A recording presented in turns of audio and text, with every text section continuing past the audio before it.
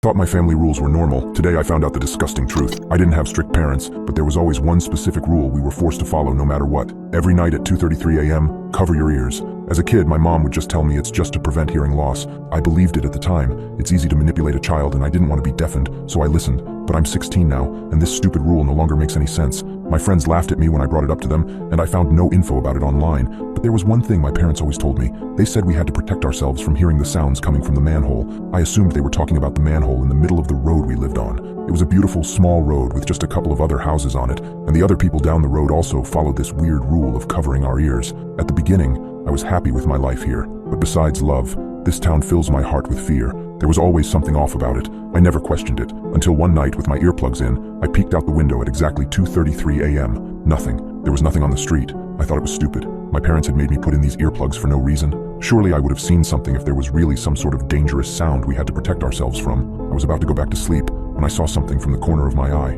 My heart was racing as I was looking at the manhole lid jumping up and down. I immediately closed the blinds and stared at them for the next few seconds, frozen. I remember not being able to fall asleep that night. All I was thinking about was the manhole. The next day, I decided to confront my parents again about the sounds and the rule, and tell them what I saw. I don't know what I expected, but I do know what I got. Blank stares, that's all.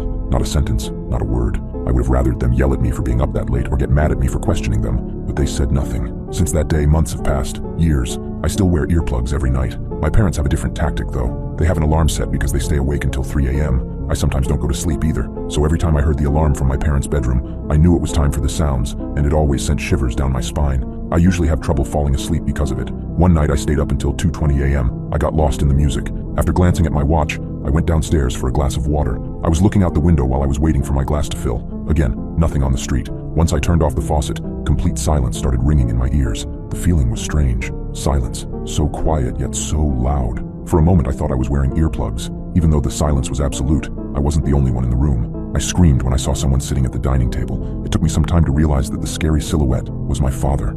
"Dad?" I stuttered. He didn't turn around. He didn't even acknowledge my existence. "What are you doing here? And where are your earplugs? It's almost 2:33 a.m. I asked, confused. "Sit down," he calmly said. I didn't want to be lectured about staying up late, so I ignored his request. My father let out a sigh and said again, "Sit down." Getting on his bad side was not on my wish list, so this time I listened. "What time is it?" he asked after I took a seat. "Dad, it's almost 2:33 a.m. What are you doing?" I asked again nervously. He didn't answer. Instead, he got up and grabbed a bottle of wine and 2 glasses. I can't drink that," I said. "Sure you can," he calmly replied. After pouring the Tempranillo wine, he said, "We're waiting." I didn't understand at first. "For what?" I rushed to ask. He ignored the question again and took the first sip of his wine. That's when I realized he wanted us to wait to hear the noise. No, we're not doing that. Are you out of your mind?" I yelled. "Have you ever wondered what ruins your life?" he said out of nowhere. I had to think about that sentence for a moment. "Are you truly happy, John?" he continued. This time, I was the one who wasn't answering. I didn't know what to say. The series of unexpected questions left me stunned. I looked at the clock hanging on the wall. "Dad, the sounds are about to start," I finally said timidly. The alarm went off, too scaring the life out of me. That was the last warning before the storm.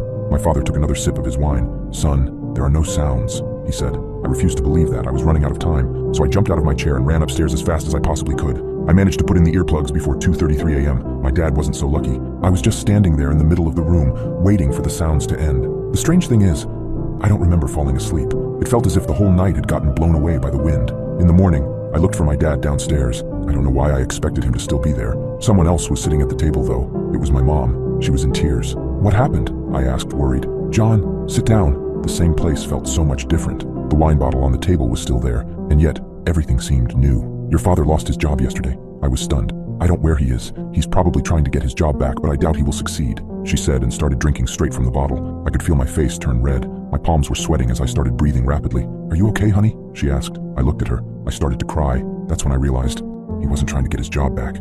He tried to get his life back.